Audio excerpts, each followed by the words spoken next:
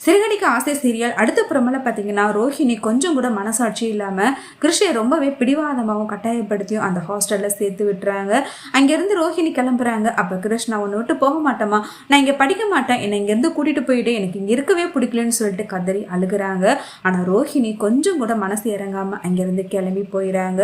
கிருஷ்ணோ இதை நினச்சி ரொம்பவே பாதிக்கப்படுறாங்க. பூ கொடுக்கறதுக்காக மீனா போய்கிட்டு இருக்கும்போது கிருஷ்ணோடைய பாட்டியை பார்த்துறாங்க. கிருஷ்ணோடைய பாட்டி இங்கே தான் இருக்காங்களான்னு சொல்லிட்டு வேகமாக போயிட்டு அவங்கள பிடிச்சிடறாங்க. அவங்களும் மீனாவை பார்த்துட்டு என்ன சொல்கிறதுன்னு தெரியாமல் ரொம்பவே பயந்து போகிறாங்க.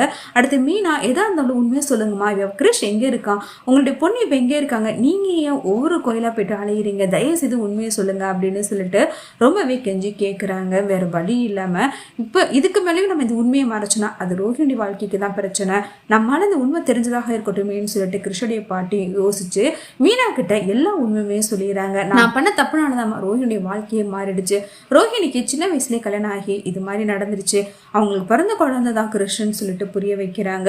மீனா இதை கேட்டு பயங்கரமாக ஷாக் ஆயிடுறாங்க. அடுத்து மீனா கிட்ட அவங்க சத்தியம் வாங்கிறாங்க. எக்காரணத்தை கொண்டு இந்த விஷயம் மட்டும் நீ இப்போதைக்கு நீ யாருக்கிட்டையும் வீட்டில் சொல்லிடாதம்மா, ரோஹிணியுடைய வாழ்க்கையை காப்பாற்றுறது உன் கையில் தான் இருக்குன்னு சொல்லிட்டு அவங்க கையில் சத்தியம் வாங்கிக்கிறாங்க. அடுத்து மீனா கிருஷ்ணனுடைய பாட்டியை யாருக்கும் தெரியாமல் ஒரு இடத்துல தங்க வைக்கிறாங்க. நீங்கள் இப்போதைக்குன்னு எங்கேயுமே போயிட்டு அலையாதையுமா, அது வரைக்கும் நீங்கள் ஏன் கூடவே இருங்கன்னு சொல்லிட்டு கிருஷ்ணனுடைய பாட்டியை அவங்க வீட்டிலே தங்க வைக்கிறாங்க.